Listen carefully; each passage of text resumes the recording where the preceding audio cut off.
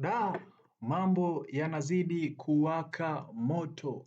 Kama unafahamu kwamba jana tulipandisha makala ambayo ni juzi kama sikosei, ambayo kuna jamaa mmoja ama mwanafamilia mmoja alicomment akasema ya kwamba kuna washikaji ama kuna mshikaji ambaye ameenda jeshini, ilikuwa ni tarehe 21 mwezi wa sita.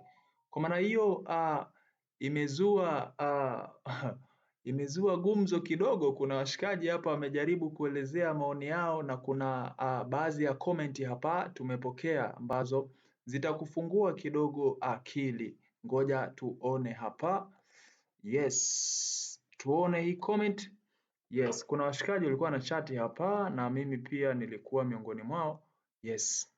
Alianza hapa Richard Alfonsi akasema ya kwamba brother, mimi nimeongea na mtu jana, nao wapo wanapima afya ili kupunguza idadi, so wenye connection ndio wanaanza kuitwa sasa hivi. Niko na kuunga mkono 100%. Suleimana Bundala akasema kaka, huyo aliyeondoka, huyu ndio alikuwa Suleimana, alikuwa amecomment na akatufanya tutengeneze video ya kuwasanua washikaji. Kwa maana hiyo hapa akaja akacomment akasema kaka, huyo aliyeondoka niliyekuambia ana fani ya diploma ya afya. Kwa maana hiyo tulimrudia, maana watu waliomba kwamba atoe maelekezo zaidi. Kwa maana hiyo Suleimana ameelezea hapa, huyo jamaa aliyeondoka alikuwa na fani ya afya, na yupo mwingine ana fani ya uhandisi wa magari, automotive engineering, na yeye pia anaondoka tarehe 1 mwezi wa 7. Kashajipanga, labda kwa sisi wa form 4 ndio kipengele kuingia. Kaka, naomba yes, kuna mwingine hapa Richard Alphonse tena akacomment akasema bro, hapa ni karata zinachezwa, nani atoke nani aingie, kikubwa ni kufocus mbele na issue zetu zingine. Yes, iko hivi. Nadhani umeona watu wamejaribu kushare mawazo yao na wengi wanatoa ya moyoni.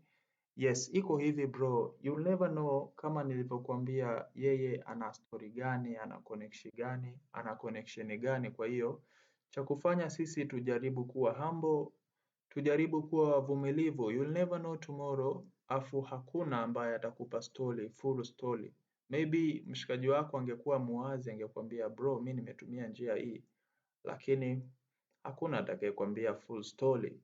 Lakini ndio iko hivyo kwamba watu washaenda kitambo sana. Kama wanapima afya sasa hivi wanachujwa mchujo, it's okay, yani ni sahihi kabisa, lakini kusema kwamba yani simu za maelekezo bro. Kwa hiyo kuna muda bro, lazima ukubaliane na hali, we are differ, tuko tofauti.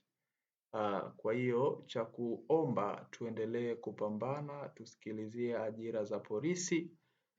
Zikija basi tu apply kwa wakati. Ujue wengi familia zetu ni za chini, kwa hiyo lazima tuhaso kweli. Ila nakushauri usikate tamaa. Kama bado uko mtaani una haso, usikate tamaa hata kidogo. Ipo siku Mungu anakuona, alafu huwezi jua njia yako ya kutokea ni ipi bro. Kwa hiyo wengi sana tunafanya vitu kwa kuhitaji sana. Hebu fanya kitu kama kweli ni wajibu wako, apply, enjoy your life, maisha ni mafupi, relax, lakini usisahau wajibu wako. Kama hivi tunakuja tunapiga story washikaji, hivyo yani siku zinaenda, lakini trust me kwamba one day kama una hustle, ipo siku ambayo utachomoka. Asante sana kwa kusikiliza Jila Update. Chao.